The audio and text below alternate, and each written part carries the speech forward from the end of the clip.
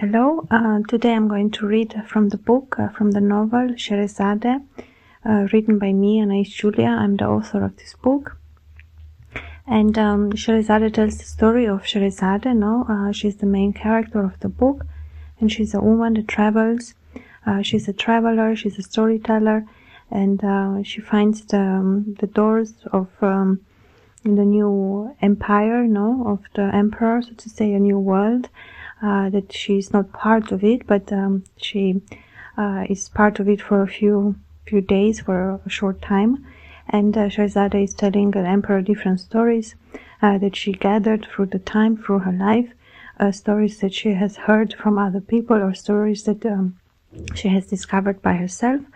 And the first, to say, the book doesn't have chapters. No, it starts with the title Shérézade.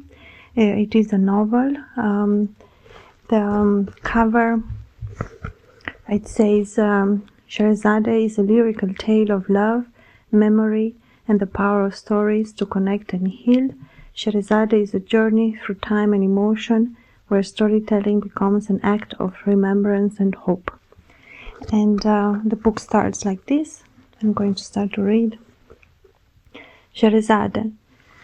The palace sleeps in silence.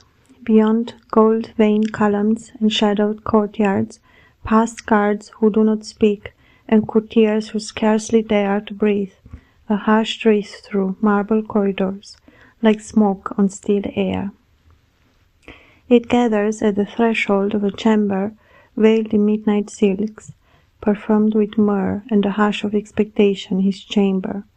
The emperor waits. He is a man who has made in endings his ritual, and the night is blade. But tonight something is different. Tonight there is her voice. Shérézade stands beneath the warm flicker of oil lamps, her presence calm as starlight. Her eyes do not waver. Her breath is even. Her words, when they come, are not loud, but they carry, and the palace listens. She bows her head slightly and begins. Her voice weaves through the chamber like music, like wind in silk. Once, when the world still tasted of clay, and gods left footprints in the dust, there stood a mountain no man dared name.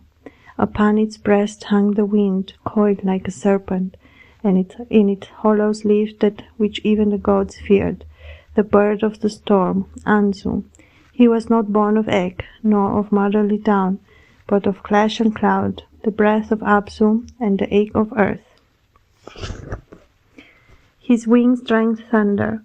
His eyes, O king, you who have ruled armies, they could pierce fate itself.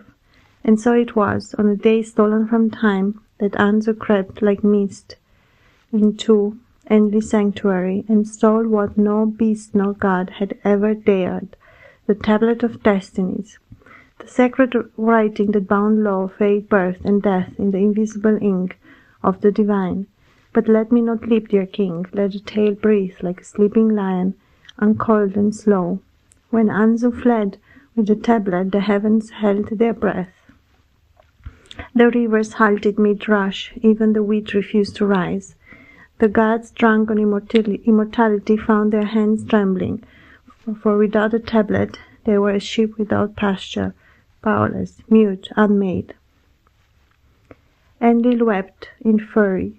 His roars turned to storms, but none could undo what the storm bird had done, and so one by one the gods summoned their bravest to climb the haunted heights and take back what shaped destiny itself. Yet none dared, for who would face the thunder with bare hands? It was Ninurta, youngest of the war gods, barely cloaked in glory, who stepped forward, not with pride, but with quiet rage, for he had seen his mother's tears. He bore no armies, only a net woven of stars, a bow carved from starlight, and a whisper given to him by Ea, god of cleverness. But how does one defeat a storm? Because, O king, destinies are not always taken with swords. Sometimes they are stolen like kisses, in silence. Sometimes the thief wears feathers, and sometimes it is the tale itself that holds the tablet. Do you not feel it hidden beneath my words, the rhythm of fate unwinding? Apsu, the ocean beneath all things, met with Mami, the earth that carried all names. From their side rose a child, not quite god, not quite beast. His wings stretched farther than horizon.